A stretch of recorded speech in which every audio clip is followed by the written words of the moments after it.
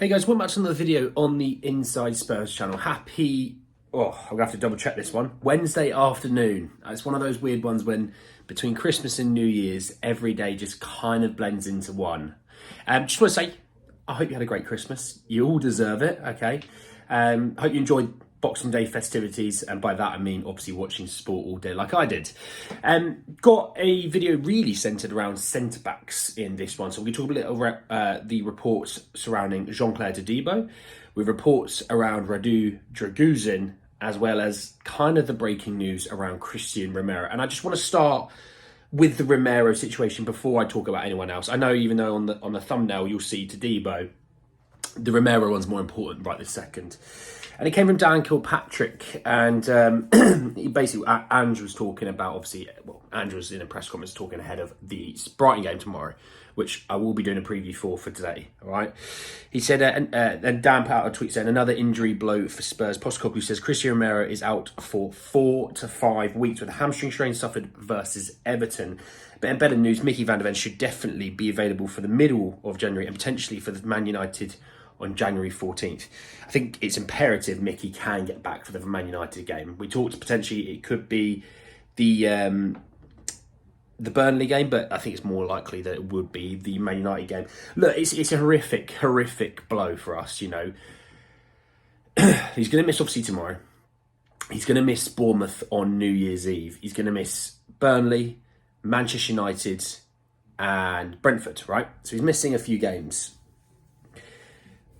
It's imperative to get someone in really early doors in January. It's absolutely imperative.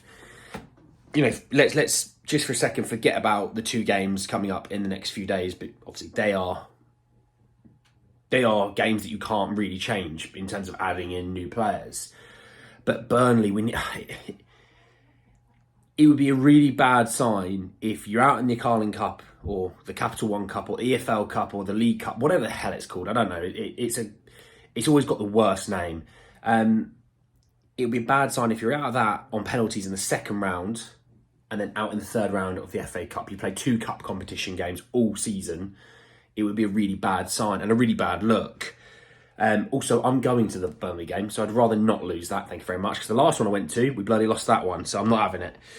But we truly need someone in before Burnley. Look, Ashley Phillips is back fit as well, so let's add that into the equation. Dyer's now fit as well. Let's add that into the equation. Dorrington is getting on the bench a lot more. That's into the equation.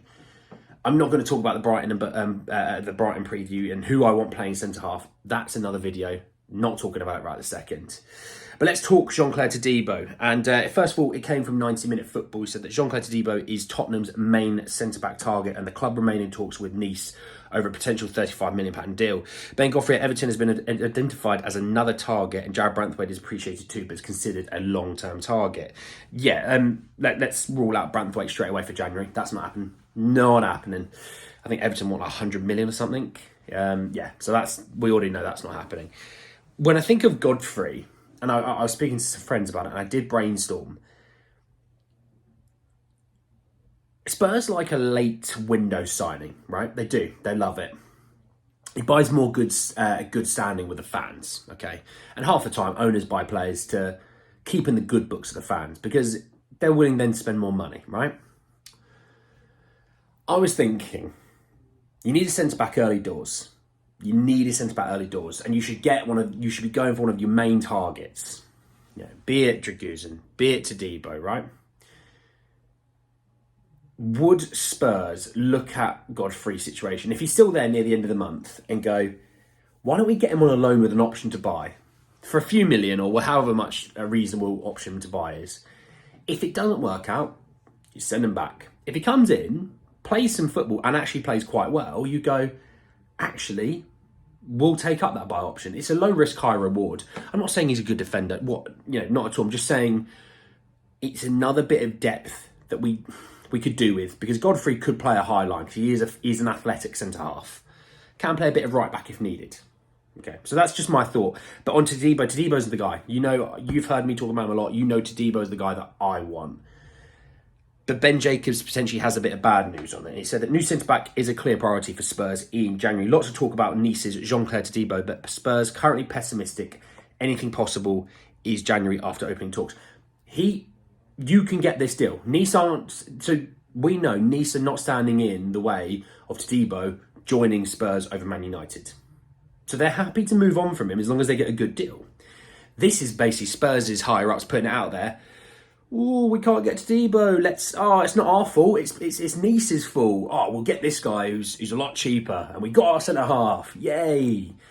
Which shows a serious lack of intent. You know, if you want to truly back Ange, and you do back Ange and you support him, if you want to truly back him, you get the guy that he wants. And if Todibo's the number one guy that he wants, and you can get him because we know he is available, we can get him, you go and get him. Oh, we can't spend a lot of money this window.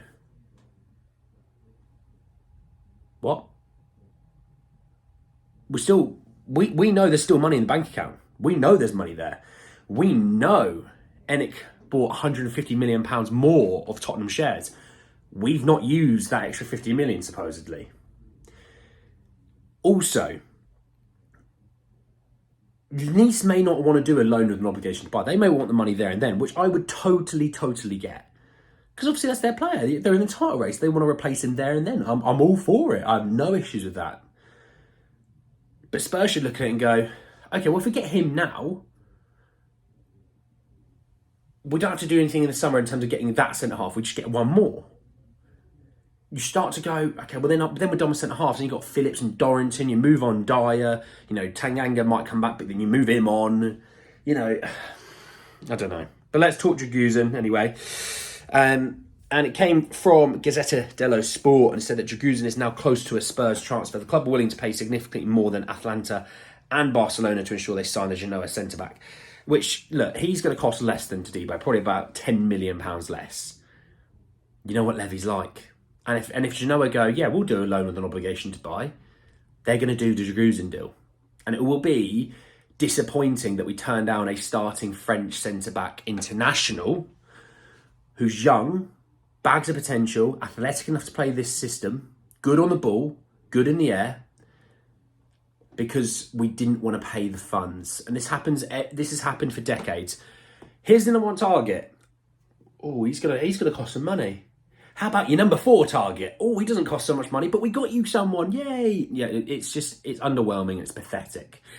You know, Dragusin is a good centre-half. There's no denying that. But the fact that we would say, yes, that's the guy, that was the guy. Todibo is, in my opinion, the level above. And that's the intent.